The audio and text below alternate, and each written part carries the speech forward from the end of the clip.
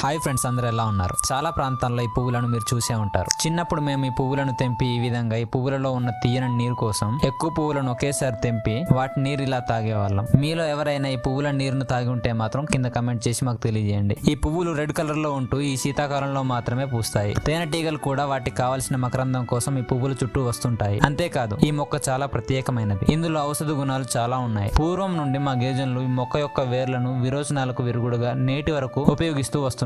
మనుషులకే కాదు, పశువులకు కూడా ఇది చాలా బాగా పనిచేస్తుంది. ఈ మొక్క పేరైతే మాకు తెలియదు, కానీ ఈ మొక్క ఆకులను బట్టే మేము గుర్తుపడతాము. మీలో ఎవరికైనా ఈ మొక్క పేరు తెలిస్తే తప్పకుండా కామెంట్ చేసి మాకు కూడా చెప్పండి. చివరిగా, ప్రకృతిలో మన కోసం దాగి ఉన్న అద్భుతాలు అనేకం, కానీ మనకు తెలిసినవి మాత్రం ఒక నీటి చుక్కంత మాత్రమే. మన పూర్వీకులు అడవుల్లో బ్రతుకుతూ వాటిని ఉపయోగిస్తూ నేర్చుకున్న ప్రతి మొక్క ఒక జీవం, ఒక ఔషధం, మనకు ఒక వరం లాంటిది. వాళ్లకు ప్రాక్టికల్ ల్యాబ్స్ లేకపోయినా వారి అనుభవమే ప్రయోగశాల, వాళ్ళ జీవితమే ఒక పరిశోధన. మనకు కనిపించే ప్రతి ఆకు, ప్రతి మొక్క, వాటి ఆకులు, పువ్వులు, వేర్లు అన్నీ కూడా మనిషిని రక్షించడానికి ముందుగానే ప్రకృతి తయారు చేసిన మందులేనని మనం తెలుసుకోవాలి. దీనిని బట్టి ప్రకృతిని అర్థం చేసుకున్న మన పూర్వీకుల జ్ఞానం ఎంత లోతుగా ఉందో మనకు అర్థమవుతుంది. ఫ్రెండ్స్, ఈ వీడియోలో మీకు ఒక కొత్త విషయాన్ని తెలియజేశామని మేము అనుకుంటున్నాము. నచ్చితే పేజీని ఫాలో చేసి మీ ఫ్రెండ్స్ కి ఈ విషయాన్ని షేర్ చేసి తెలియజేయండి. మరో కొత్త విషయంతో మళ్ళీ కలుద్దాం. Thank you.